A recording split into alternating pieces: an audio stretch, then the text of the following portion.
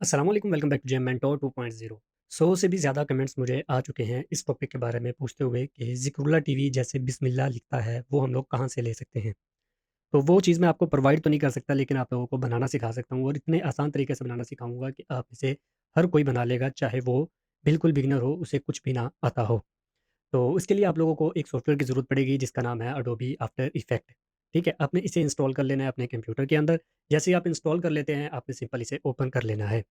उसके बाद आपके पास यहाँ पर ऑप्शन आएगा क्रिएट न्यू का। आपने यहाँ पर क्रिएट न्यू के ऊपर क्लिक करते हुए यहाँ पर सेंटर में स्क्रीन पर आपको 2 ऑप्शन नज़र आएँगे, क्रिएट कंपोज़िशन और क्रिएट कंपोज़िशन विद फुटेजेस। आपने क्रिएट कंपोज़िशन के ऊपर सिंपल क्लिक कर देना है। क्लिक करने के बाद आपने अपनी वो कैलीग्राफी ले आनी है जिसको आप एक स्केच की तरह एनिमेट करना चाहते हैं, यानी कि ड्रॉ करना चाहते हैं, जैसा कि ज़िक्रुल्लाह टीवी की बिस्मिल्लाह होती है। तो यहाँ पर मैं आप लोगों को करके दिखाऊँगा सूरह मोहम्मद की कैलीग्राफी को ड्रॉ करके, तो आप लोग बिस्मिल्लाह को भी सेम इसी मेथड से ही ड्रॉ कर सकते हैं।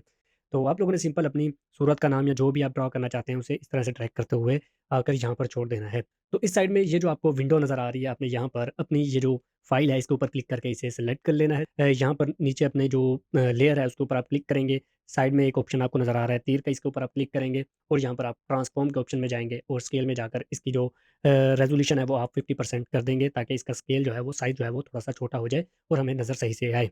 अब ये काम हो गया है, अब आपने स्क्रीन के ऊपर आना है दरमियान में और आप लोग इसे ज़ूम इन और ज़ूम आउट कर सकते हैं। सिर्फ़ अपने माउस का ये जो स्क्रॉल व्हील है, इसकी मदद से इसे आप आगे और नीचे की तरफ मूव करेंगे, तो ये ज़ूम इन और ज़ूम आउट होना स्टार्ट हो जाएगा। तो ये चीज़ आपको इतना इल्म होना चाहिए।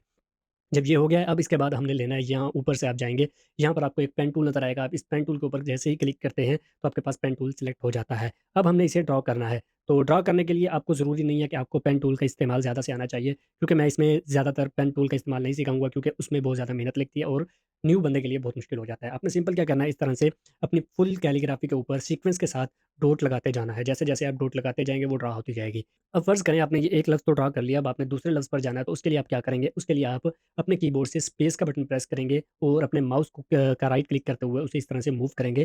तो जिस वर्ड को आप ड्रा करना चाहते हैं नेक्स्ट, उस पर आप अपने माउस को ले जाएँगे। उसके बाद आपने फिर से पेन टूल की मदद से इसे ड्रा करना स्टार्ट कर देना है। जैसे ही आपका ये ड्रा कंप्लीट होता है, उसके बाद बहुत ही आसान स्टेप है जिससे आपकी ये कैलीग्राफी एनिमेट हो जाएगी।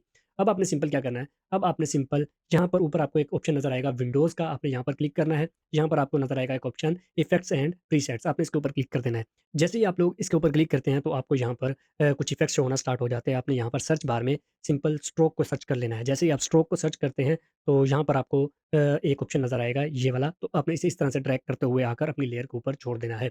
जैसे ही आप अपनी लेयर के ऊपर छोड़ते हैं, अब आपके पास यहाँ पर ऊपर कुछ ऑप्शंस आ जाएँगे।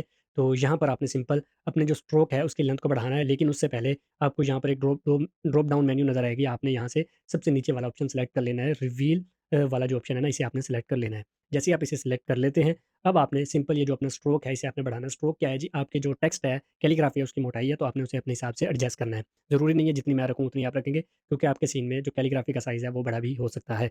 तो आपने इस तरह से करना है कि आपकी कंप्लीट जो कैलीग्राफी की शेप है, वो वापस से आपको सही से नज़र आने लग जाए।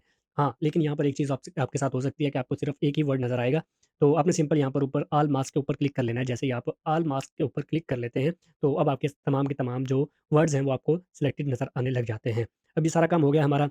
अब हमने इसे एनिमेट करना है। एनिमेट करने के लिए आपने यहाँ पर ये जो एंड के साथ एक घड़ी सी बनी हुई है स्टॉप वॉच, आपने इसके ऊपर क्लिक करना है। जैसे ही आप इसके ऊपर क्लिक करते हैं, तो नीचे आपकी टाइमलाइन में एक की फ्रेम ऐड हो जाता है।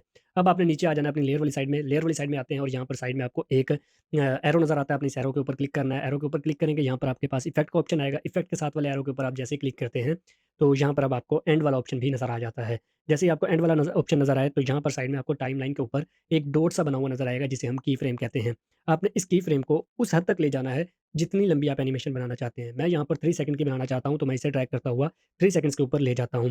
ड्रैग करके मैंने इसे 3 सेकंड्स के ऊपर छोड़ दिया है और जबकि मेरा जो कर्सर है वो स्टार्ट में ही है, तो मैंने इसे यहीं पर रहने देना है और यहाँ पर एंड के आगे मैंने वैल्यू जो है वो 0 कर देनी है।